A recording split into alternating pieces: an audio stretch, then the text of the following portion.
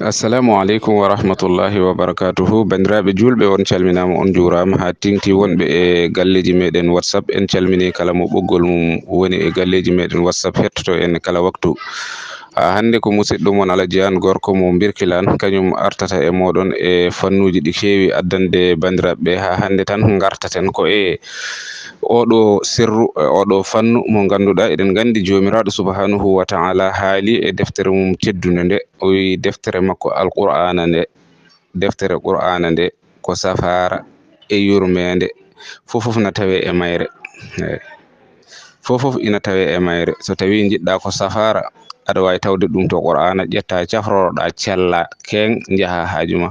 So tawi jiɗɗa ko dañal, aɗa wawi tawde ɗum e qur'ana, ƴetta daña jokka enɗam ma, mbaɗa ko poɗɗa wadde. So tawi wonko kulɗa qur'ana nan toon, aɗa wawi molade hen. So tawi jiɗɗa ko jamanu e ko ɗum wawi wonde fof tan mbiyen nana e nder alqur'ana. Ma huwa shifaun wa rahma.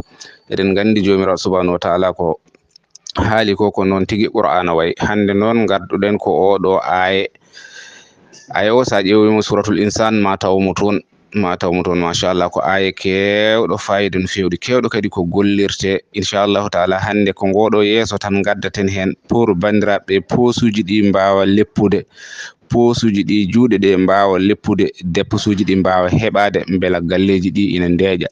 Ma en garoy hen e ko ɓuuri yajde. So tawi neɗɗo ina yiɗi hunde nde jooro ha heewa tigi holɗo o rewata ɗum, noon ma o dawa alarba.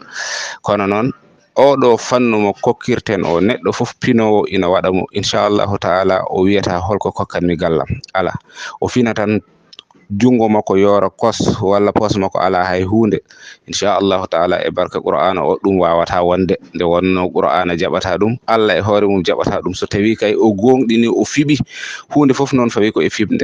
Hunde kala no nde wayi, so tawi a fiɓani nde, haysa aɗa waɗa aɗa sikkiti ko mbaɗata ko, a heɓata hen ko jiɗɗa ko. Allah tawata neɗɗo o ko ɗo fimde makko haaɗi e mum ɗo, o wadde kala kaɗa waɗa pellita inchallahu taala. So neɗɗo ƴettimo, fiɓi, gollirimo no mbiruɗen ni, kala nde o nanni jungo makko e pos, subaka fof o dañat ko totti ɓesgu makko, o dañat ko totti ɓesgu makko.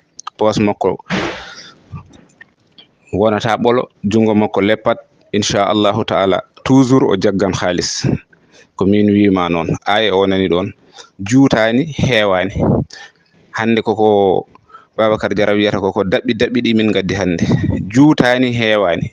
Kono noon ko subaka fof wona ko windete noon, wona ko lotete bandiraɓe. Ko windete loote ha ara ha heewa ko ɗum ma en garoy hen. Kono hande gadduɗen koko wirdete ko, subaka fof noon e kikiɗe fof a wirdat, subaka a wirdat, kikiɗe a wirdat, heewani haydara. Nani ɗon ko 150 gonɗa koye ñagade, gadortoɗa ko 5, ndewna hen 50 cakkitoroɗa 100. woni oɗo aya qur'ana, min fiddatin qaddaruha taqdiran. Inchallahu taala, so tawi aɗa wirdamo subaka e kikiɗe, subaka fof nde pinɗa, kala ko jiɗɗa dépisade e galle ma a dépisto inchallahu taala. Dépasse tampintama, pos ma hokkata, pos ma ɓurata makka woɗɗude. En gandi mawɗo Bocar Hamadou Fara wonno ko kaalowo pulareje gonɗuɗe jalniɗe, o wi pos mo ala kalis ɓuuri makka woɗɗude. E saabu ma neɗɗo wawa yaade ɗo ha makka arta tawa jungo ma yahani toon, nde wonno ala ko woni toon. Pos so waɗi hunde, pos o tun wat. Kala nde jiɗɗa neɗɗo to jiɗa fof pos makko ina leeli, pos makko ina laaɓi, ala wala kalis. Pos so waɗi hunde, saa fof jungo yahat toon, pos o tun wat. Jiɗɗo pos mum tunno fof yo ƴettu, nani ɗon. So hutorima kadi ma yiiru yitere muɗum inchallahu taala. Min fiddatin qaddaruha taqdiran, 150 subaka e kikiɗe inchallahu taala. Daña kalis ko kokuɗa ɓesgu ma. Musidɗo mon Alaji An gorko mo Birkilan, ma en garoy ko ɓuuri yajde yajde e dépasse. Nde wonno eɗen gandi neɗɗo o ko adi fof ko ma mbawa dépasse ma ha gasa, nde mbawa wawde goɗɗum. Eyi, tant que dépasse ina ardinma, ala ko mbawɗa wadde. Ɗum noon yo Allah hokku en wawde dépasse uji ɗi. Assalamu alaikum wa rahmatullahi wa barakatuhu. Bandiraɓe julɓe, on calminama, on jurama ha tingti wonɓe e galleji meɗen WhatsApp. En calmini kala mo ɓoggol mum woni e galleji meɗen WhatsApp hettoto en kala waktu. Hande ko musidɗo mon Alaji An gorko mo Birkilan kañum artata e moɗon e fannuji ɗi kewi addande bandiraɓe ha hande tan gartaten ko e oɗo sirru oɗo fannu mo ganduɗa eɗen gandi jomiraɗo subhanahu wa ta'ala haali e deftere mum teddude nde, o wi deftere makko alqur'ana nde, deftere qur'ana nde ko safara e yurmede fofof na tawe e mayre.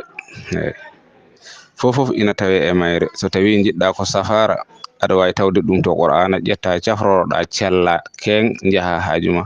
So tawi jiɗɗa ko dañal aɗa wawi tawde ɗum e qur'ana, ƴetta daña jokka enɗam ma mbaɗa ko poɗɗa wadde. So tawi wonko kulɗa qur'ana nan toon aɗa wawi molade hen. So tawi jiɗɗa ko jamanu e ko ɗum wawi wonde fof tan mbiyen nana e nder alqur'ana, ma huwa shifaun wa rahma. Eɗen gandi jomiraɗo subhanahu wa ta'ala ko haali ko noon tigi qur'ana way. Hande noon garduɗen ko oɗo aya o sa ƴewimo suratul insan ma tawmo toon machallah ko aya kewɗo fayida no fewde, kewɗo kadi ko gollirte inchallahu taala. Hande ko ngoɗo yeeso tan gaddaten hen pour bandiraɓe posuji ɗi mbawa leppude, posuji ɗi juuɗe ɗe mbawa leppude, deppusuji ɗi mbawa heɓade beela galleji ɗi ina ndeeƴa. Ma en garoy hen e ko ɓuuri yajde. So tawi neɗɗo ina yiɗi hunde nde jooro ha heewa tigi holɗo o rewata ɗum, noon ma o dawa alarba. Kono noon oɗo fannu mo kokkirten o, neɗɗo fof pinowo ina waɗa mo inchallahu taala. O wiyata holko kokkanmi gallam, ala o fina tan jungo makko yoora kos walla pos makko ala hay hunde inchallahu taala. E barka qur'ana o ɗum wawata wonde, nde wonno qur'ana jaɓata ɗum, Allah e hoore mum jaɓata ɗum. So tawi kay o gonɗini o fiɓi hunde fof, noon fawi ko e fiɓde.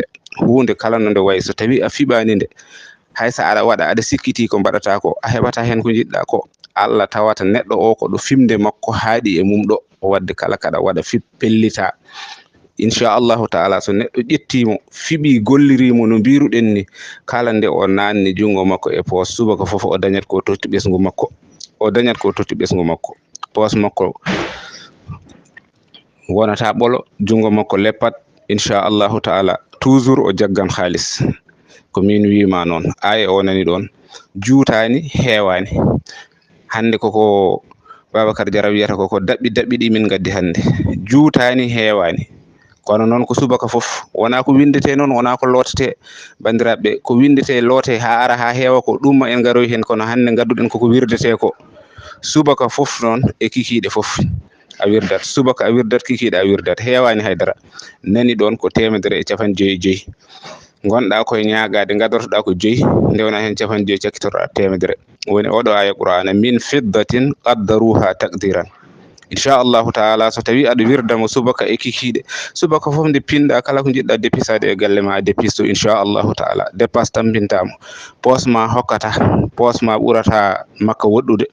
En gandi mawɗo Bocar Hamadou Fara wonno ko kaalo pulareje gonɗuɗe jalniɗe, o wi pos mo ala kalis ɓuri makka woɗɗude. E saabu ma neɗɗo wawa yaade ɗo ha makka arta tawa jungo ma yahani toon, nde wonno ala ko woni toon. Pos so waɗi hunde, pos o tun wat. Kala nde jiɗɗa neɗɗo to jiɗa fof pos makko ina leeli, pos makko ina laaɓi, ala wala kalis. Pos so waɗi hunde saa fof jungo yahat toon, pos o tun wat. Jiɗɗo pos mum tunno fof yo ƴettu. Nani ɗon, so hutorima kadi ma yiiru yitere muɗum inchallahu taala. Min fiddatin qaddaruha taqdiran, 150 subaka e kikiɗe inchallahu taala. Daña kalis ko kokkuɗa ɓesgu ma. Musidɗo mon Alaji An gorko mo Birkilane, ma en garoy ko ɓuuri yajde yajde e dépasse. Nde wonno eɗen gandi neɗɗo o ko adi fof ko ma mbawa dépasse ma ha gasa, nde mbawa wawde goɗɗum. Eyi, tant que dépasse ina ardinma ala ko mbawɗa wadde. Ɗum noon yo Allah hokken wawde dépasse uji ɗi.